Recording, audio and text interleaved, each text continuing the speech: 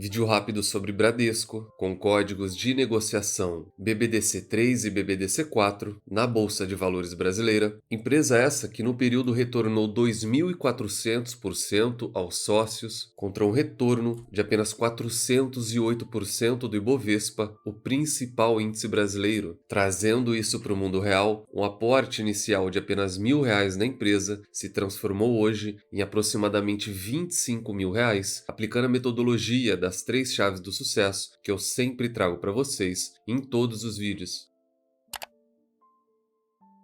Sempre lembrando que na parte de baixo de todos os vídeos eu deixo uma lista de indicação de livros que você tem que obrigatoriamente estar lendo antes de investir em alguma ação, antes de entrar no mercado de capitais.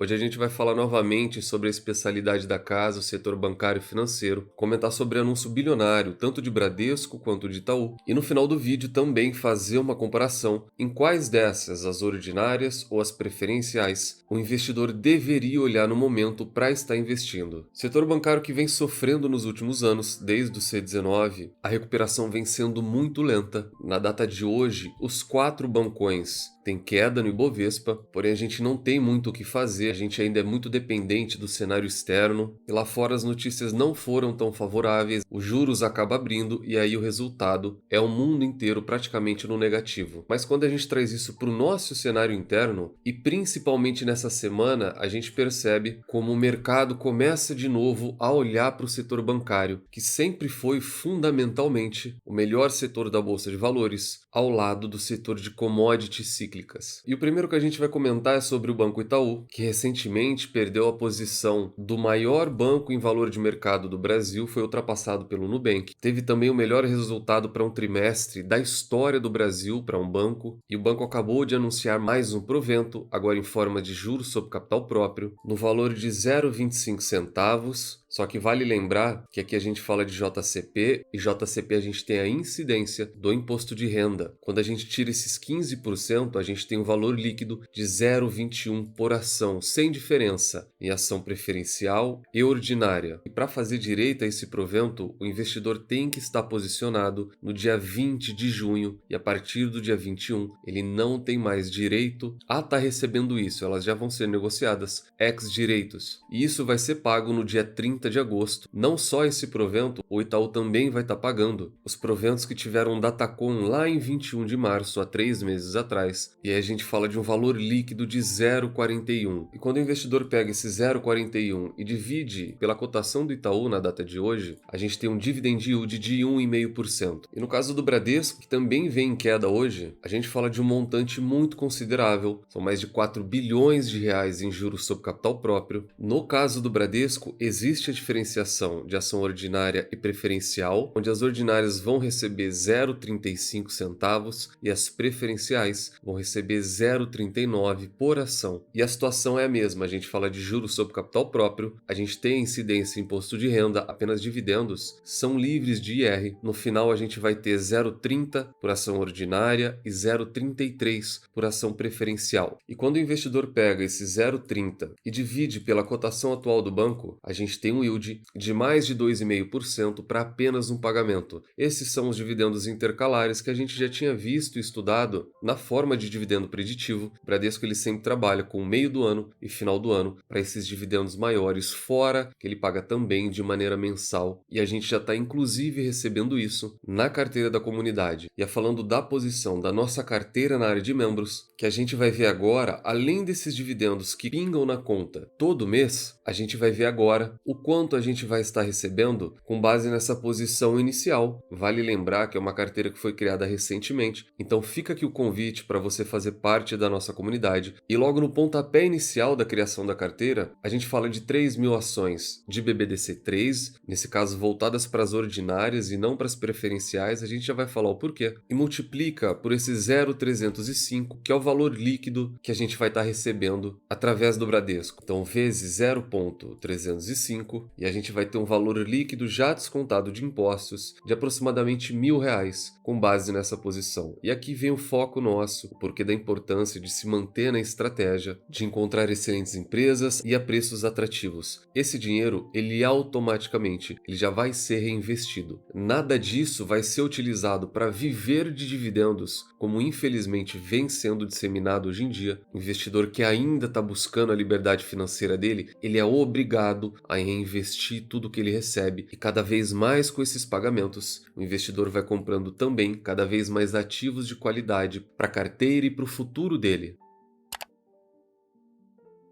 E a gente trouxe recentemente os fundamentos do Bradesco, eu não vou repetir para não tomar o tempo de vocês. Cresce em receita e nunca na história deu prejuízo. É uma instituição rentável, só que recentemente tudo se resume a essa foto. A eficiência e a rentabilidade se perderam no caminho e é nisso que a empresa precisa focar. Em termos de proventos, nunca foi a melhor pagadora, porém o retorno total ao acionista, que essa é a fórmula que interessa, sempre foi muito superior e tem um dividend yield atual próximo de 10%.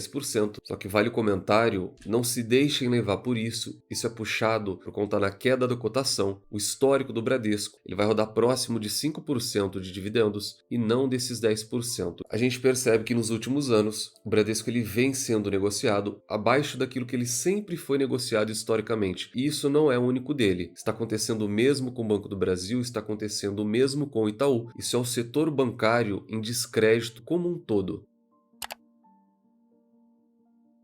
Só antes da gente fazer um comparativo, que ele acaba sendo definitivo na hora de escolher entre ordinárias e preferenciais, vale também sempre olhar retorno histórico. E aqui novamente a gente fala do retorno total ao sócio. Esse é o que importa para todo investidor. E quando a gente coloca próximo BBDC3 e BBDC4, o retorno ele é igual. E aqui a gente não fala de curto prazo, a gente fala do horizonte de 20 anos. Então em 2 décadas, tanto o BBDC3 quanto o BBDC4 entregaram um retorno muito parecido, mesmo com as preferenciais, pagando esses 10% a mais. Vale o comentário aqui, porque acaba sendo disseminado errado e infelizmente muitas pessoas acreditam que ações preferenciais, aquelas com final 4, elas são obrigadas a distribuir mais. Na realidade elas não são e não existe lei que as obrigue. Quem define isso é o estatuto da companhia. Isso tem que ser deliberado internamente, empresa por empresa, caso a caso. Então a gente vai encontrar empresas que pagam igualmente, tanto para ordinárias quanto para preferenciais, e o investidor vai encontrar empresas que pagam diferente, como é o caso do Bradesco. E isso não significa retorno também diferente. A gente está vendo um caso aqui onde as ordinárias retornaram levemente a mais que as preferenciais, mesmo pagando menos. Por isso, proventos eles são apenas uma pequena parte do retorno total ao sócio. E nesse caso, a gente está vendo qual ação vale mais a pena, qual retorna mais, que é totalmente diferente de outra pergunta que é qual é a melhor ação, ordinário ou preferencial, para se investir. Porque aí a gente vai ter que levar em consideração o free float disso que está no mercado, se tem tag along, se não tem tag along. Além de tudo isso, olhar para o portfólio desse investidor e ver o tamanho da exposição que ele já tem em preferenciais e units, porque caso seja muito, ele precisa começar a olhar de uma melhor maneira para as ações ordinárias. É uma estrutura um pouco mais complexa, mas quando a gente olha qual vale mais a pena, ela vai se resumir no retorno histórico e indicadores fundamentalistas voltados para valuation, porque todos os outros, os de eficiência e os de rentabilidade, eles vão ser iguais para os dois casos. Quando a gente olha o dividend yield comparado dessas duas, BBDC3 tem um yield maior hoje do que BBDC4, mesmo recebendo 10% a menos. O PL mais satisfatório também para as ordinárias, não respeitando essa diferença de 10%, preço sobre valor patrimonial a mesma situação, e uma maneira muito simples do investidor sempre enxergar isso é ele calcular o spread, a diferença do valor das ordinárias para as preferenciais. Nesse caso, as preferenciais pagam 10% a mais, então em tese elas também deveriam valer 10% a mais. Só que quando a gente olha a diferença das ordinárias para as preferenciais, a diferença é superior a 10% em qualquer situação. Então nesse caso, como a diferença é superior a 10%, BBDC4 estaria caro cara se comparada à BBDC3, e isso se comprova com o dividend yield maior das ordinárias, mesmo recebendo 10% a menos. Então, na data de hoje, com base nos preços de hoje e nos fundamentos de hoje, BBDC3 ela é mais interessante quando a gente compara com BBDC4.